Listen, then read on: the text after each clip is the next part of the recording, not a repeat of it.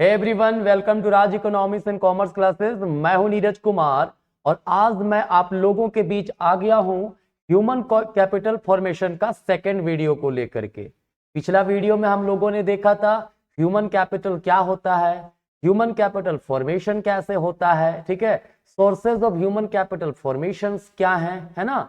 तो आज का जो वीडियो होगा इसमें हम लोग बेसिकली पढ़ेंगे जो ह्यूमन कैपिटल फॉर्मेशन का जो सबसे इंपॉर्टेंट सोर्स है दैट इज एजुकेशन, उसके बारे में डिटेल में जानेंगे, है ना। जैसे एजुकेशन कैसे एक इकोनॉमी मतलब इसेंशियल एलिमेंट है ह्यूमन रिसोर्स डेवलपमेंट के लिए। इंडिया में ग्रोथ ऑफ एजुकेशन किस प्रकार से हुआ है ना, और अभी भी कैसे एजुकेशन एक चैलेंजिंग प्रोपोजिशन है उसके बारे में हम लोग समझेंगे। ये पूरा चीजें देख लेंगे तो ह्यूमन कैपिटल फॉर्मेशन का जो चैप्टर है वो आपका कंप्लीट हो जाएगा। पहला वीडियो अगर नहीं देखे तो डिस्क्रिप्शन में लिंक दिया हुआ है, प्लेलिस्ट में जाइए, आपको वो वीडियो मिल जाएगा, है ना। ये जो भी वीडियोस बना रहे मैं बार बार बता रहा हूं, आप लोग ज्यादा से ज्यादा इसको शेयर कीजिए, क्योंकि पूरा कंप्लीट इंडियन इकोनॉमी में अपलोड कर रहा हूं क्लास 12 सीबीएसई के स्टूडेंट्स के लिए, साथ ही साथ वो क्लास 11 का जो बच्चे जैक बोर्ड में पढ़ रहे उन लोगों के लिए ये पूरा का पूरा सेक्शन चल रहा है, ठीक है। तो चलिए हम लोग आज अब शुरू करते हैं कि एजुकेशन जो है हमारा, कहता है education as an essential element of human resource development. देखिए जब भी हम बात करते हैं एजुकेशन का तो एजुकेशन क्या है, सिंपली कहा जाता है एजुकेशन एक ऐसा एलिमेंट है, ठीक है, जो लोगों को सोचने समझने की क्षमता प्रदान करता है ना। ये नॉलेज को डेवलप करता है, इंप्रूव करता है, स्किल बढ़ाता है, ठीक है। कहता है कि अगर हम लोग इंडिया की बात करें तो compare to developed countries India का जो एजुकेशन का स्प्रेड है, फैलाव है, वो उतना इंकरेजिंग नहीं है। कैसे नहीं है भाई, क्यों बोल रहे हैं ऐसा? क्योंकि जो लिटरेसी रेट इंडिया का है वो एज पर सेंसस 2011 लगभग 74% के आसपास है, ठीक है, जबकि जो डेवलप्ड कंट्रीज हैं उनका लिटरेसी रेट 90 to 95% है ना। तो इसका मतलब इंडिया अभी भी कहीं ना कहीं लैग कर रहा है एजुकेशन के मामले में, है ना। बट एक सवाल आता है, एजुकेशन और लिटरेसी क्या दोनों सेम चीज है? देखिए दोनों को आइडेंटिकल तो नहीं बोलते, लेकिन एक दूसरे से मिलता जुलता टर्म है, ठीक है। कहता है एजुकेशन जो होता है एक थोड़ा सा वाइडर कॉन्सेप्ट है लिटरेसी से। कैसे? लिटरेसी का सिंपल सा मीनिंग होता है कोई पर्सन अगर पढ़ सकता है, लिख सकता है तो वो लिटरेट कहा जाता है, राइट। लेकिन एजुकेशन का क्या होता है, कुछ पैरामीटर्स होते हैं, जैसे वो प्राइमरी एजुकेशन लिया है, सेकेंडरी एजुकेशन लिया है, टर्शियरी और हायर एजुकेशन लिया हुआ है, ठीक है। ध्यान रखिएगा जब भी एजुकेशन की बात करें और लिटरेसी की बात करें तो लिटरेसी लिखने पढ़ने की क्षमता दिखाता है, जबकि एजुकेशन दिखाता है सोचने की क्षमता, है ना। इसीलिए कहा भी जाता है एजुकेशन जो है it is not the learning of fact but the training of the mind to think, है ना। एजुकेशन क्या करता है कि ट्रेंड करता है ब्रेन को, सोचने समझने की जो क्षमता है उसे इंप्रूव करता है, ये होता है एजुकेशन, है ना। तो हम लोग कह सकते हैं all educated people are literate, जितने भी एजुकेटेड सारे के सारे लिटरेट होंगे ही होंगे, लेकिन जो लिटरेट पीपल है जरूरी नहीं कि वो एजुकेटेड हो, ठीक है। क्लियर है? तो ये लिटरेसी और एजुकेटेड एजुकेशन के बीच का डिफरेंस था, राइट। सवाल है इंपॉर्टेंस एंड ऑब्जेक्टिव क्या है एजुकेशन का, आखिर एजुकेशन इतना इंपॉर्टेंट क्यों है? देखिए अगर मैं कहूं कि दुनिया का जो भी समस्याएं हैं, मैक्सिमम प्रॉब्लम्स को दूर किया जा सकता है एजुकेशन के द्वारा, तो ये कहीं गलत नहीं है। क्यों? क्योंकि अगर मान लीजिए एक समाज में आप देखते हैं अगर जेंडर इनइक्वालिटी है तो वो लैक ऑफ एजुकेशन है ना। अगर फीमेल को पढ़ने का मौका सही से नहीं दिया तो वो भी लैक ऑफ एजुकेशन है, ठीक है। तो जितने भी सोसाइटी में प्रॉब्लम्स देखने को मिलते हैं वो एजुकेशन की कमी के कारण होता है ना। एजुकेशन आने से हर एक चीज इंप्रूव हो सकता है, चाहे वो स्किल की बात हो, सोचने समझने की क्षमता की बात हो, ठीक है, ये सारी चीजें दूर हो सकता है ना। कैसे? अब बताते हैं ना, पॉइंट बाय पॉइंट देखते हैं कि एजुकेशन कैसे इंपॉर्टेंट है, right.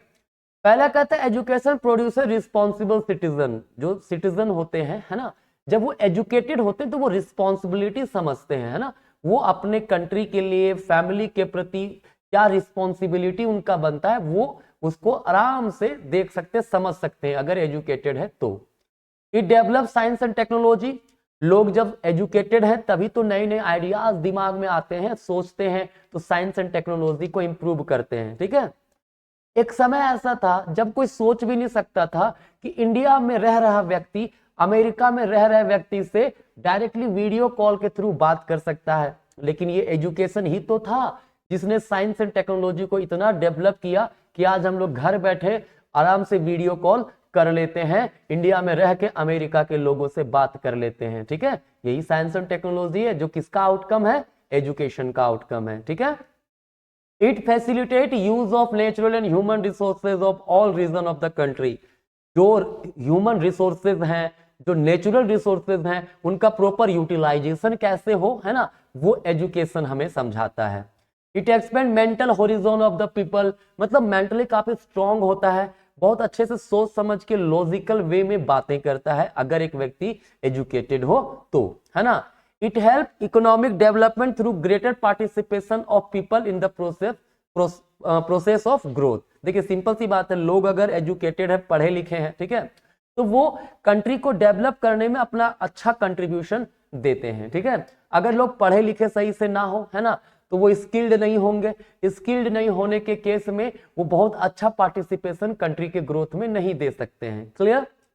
It promotes cultural standard of citizens, ठीक है, ये कल्चरल स्टैंडर्ड बनाते हैं। ठीक है, लोगों की पर्सनालिटी इंप्रूव होती है, एजुकेटेड पीपल की जो पर्सनालिटी वो काफी इंप्रूव होती है, बोलने का तरीका, चाल ढाल, उसमें कहीं ना कहीं इंप्रूवमेंट देखने को मिलता है। क्लियर है, तो ये इंपॉर्टेंस है, इसके कारण हम लोग कह सकते हैं कि एजुकेशन जो है कंट्री में बहुत ही नीड है। ठीक है, तो अब बात ऐसा है, एजुकेशन का इतना ज्यादा इंपॉर्टेंस है, फिर भी क्या एजुकेशन उतना हमारे इंडिया में हो पाया है जितना डेवलप कंट्रीज में है?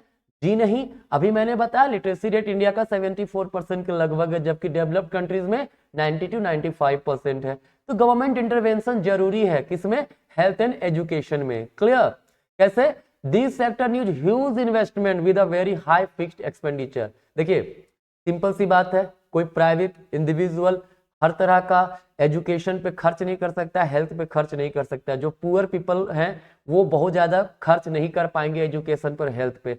ऐसे सिचुएशन में गवर्नमेंट का इंटरवेंशन बहुत ही जरूरी है। ठीक है, कहता है ये बहुत ही डिफिकल्ट होता है to expect private investor to invest in health and education. कहता है अगर एक प्राइवेट सेक्टर के व्यक्ति हैं तो वो वेलफेयर पर्पज से कभी भी इन्वेस्टमेंट नहीं करेगा, किसमें? एजुकेशन या हेल्थ में। ठीक है, वो प्रॉफिट के पर्पज से करेगा। क्लियर। ऐसे केस में जो बैकवर्ड क्लास के लोग हैं, जो पुअर है, फाइनेंशियली पुअर है, उन लोगों का ग्रोथ नहीं हो पाएगा। ठीक है, people in a poor country like ours, है ना, can not afford high price of education and health. मैंने कहा जो हमारे देश में पॉवर्टी बहुत ज्यादा है, और बहुत ज्यादा पॉवर्टी होने के केस में जो पुअर लोग हैं वो बहुत ज्यादा खर्च नहीं कर पाएंगे एजुकेशन पे, तो गवर्नमेंट की आवश्यकता है, गवर्नमेंट को इंटरफेयर करने की आवश्यकता है। ठीक है, यहां तक कोई समस्या नहीं होना चाहिए। अब कहता है growth of education sector in India.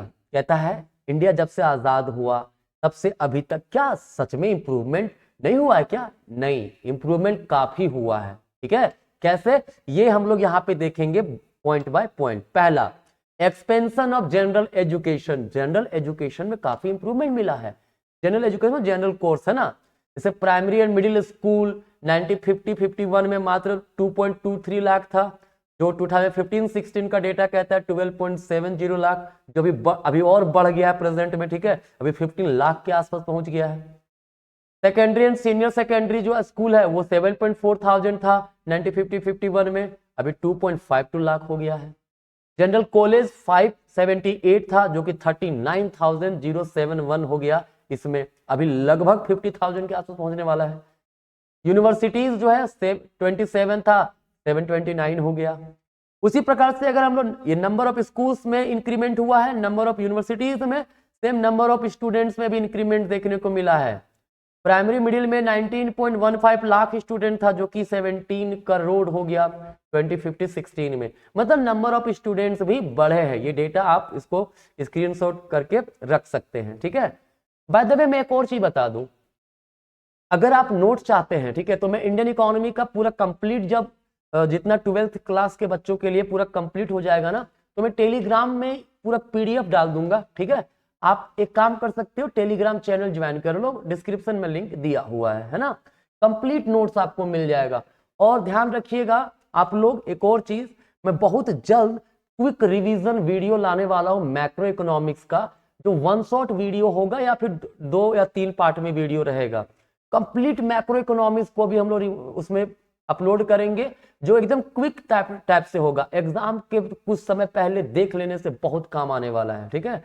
तो कृपया करके स्टे ट्यून्ड, है ना, ताकि जितने भी सेक्शंस में डाल रहा हूं आप लोगों को हेल्प दे सके। क्लियर? तो चलिए आगे बढ़ते हैं।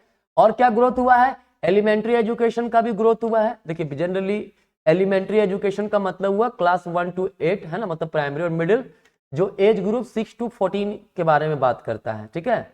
1950-51 में उसका नंबर था 2.23 लाख, जो कि अभी हो गया 12.70 लाख। अभी मैंने बताया था ना, ये जो हमारा एलिमेंट्री एजुकेशन था 2.23 लाख इंस्टीट्यूशन था, जो कि 12.70 हो गया है, ठीक है। उसी प्रकार secondary and senior secondary education की बात करें, है ना, तो इसमें भी इंक्रीमेंट हुआ है। देखिए सेकेंडरी एंड सीनियर सेकेंडरी में 7.4 थाउजेंड स्कूल्स था, अब 2.52 लाख हो गया 2015-16 में, राइट। अगर हम बात करें senior secondary education and secondary education का, तो याद रखिएगा 1987-88 में नवोदय विद्यालय को स्टैब्लिश किया गया था, ठीक है, मॉडर्न एजुकेशन देने के लिए। किन लोगों के लिए? Talented student of rural areas, है ना, जो टैलेंटेड स्टूडेंट्स हैं रूरल एरियाज के, उन लोगों का टैलेंट को और निखारने के लिए नवोदय विद्यालय का एस्टैब्लिशमेंट किया गया। अभी लगभग 565 नवोदय स्कूल्स काम कर रहा है, ठीक है। इसके अलावा सेंट्रल गवर्नमेंट जो है वो स्टैब्लिश किया केंद्रीय विद्यालय, तो केवी बोलते हैं शॉर्ट में, ठीक है, ये सेंट्रल स्कूल होता है। किन लोगों के लिए है ये? जो ट्रांसफरेबल एम्प्लॉइज होते हैं ना, जैसे कोई आर्मी वगैरह में है, बीएसएफ वगैरह में है, तो उन लोगों का ट्रांसफर बार बार होते रहते हैं, तो उनके बच्चों को कैसे एजुकेशन मिले, उसके लिए केंद्रीय विद्यालय का गठन किया गया है, ठीक है। करेंटली जो है इसका जो नंबर लगभग 1128 लगभग है, ठीक है, जो 2007 में लगभग 931 स्कूल था, ठीक है। आगे बात करें हायर एजुकेशन। हायर एजुकेशन का मतलब हो गया कॉलेज यूनिवर्सिटी लेवल का एजुकेशन, ठीक है।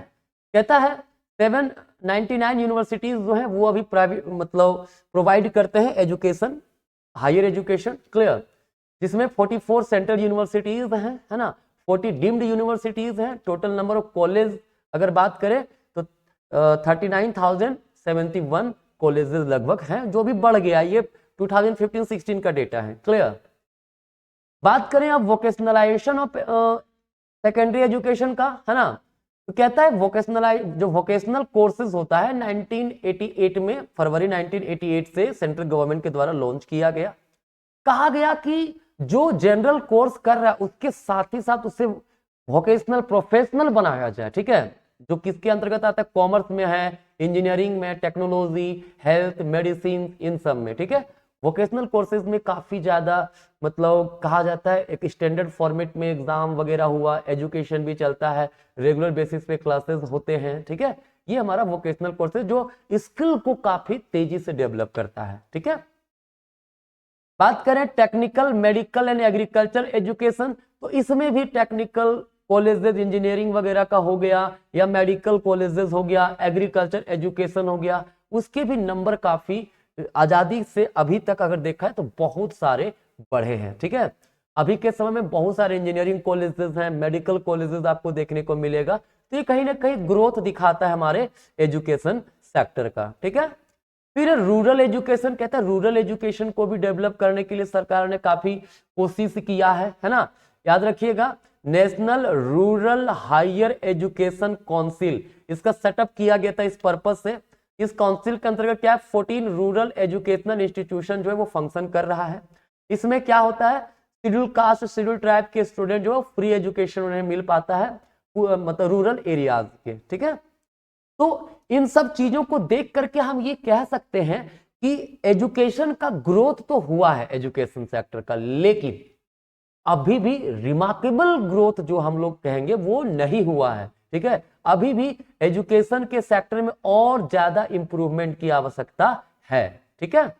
तो वो और क्या है हमारे बात, इसके बाद क्या है हमारे पास, अगर हम लोग बात करें जो इंडियन एजुकेशन है इसमें कुछ प्रॉब्लम्स अभी भी है। मैंने कहा ना ग्रोथ हुआ है, नो डाउट एजुकेशन में ग्रोथ बिल्कुल हुआ है, लेकिन उतना भी नहीं हुआ है जितना हमारे देश को आवश्यकता है, ठीक है।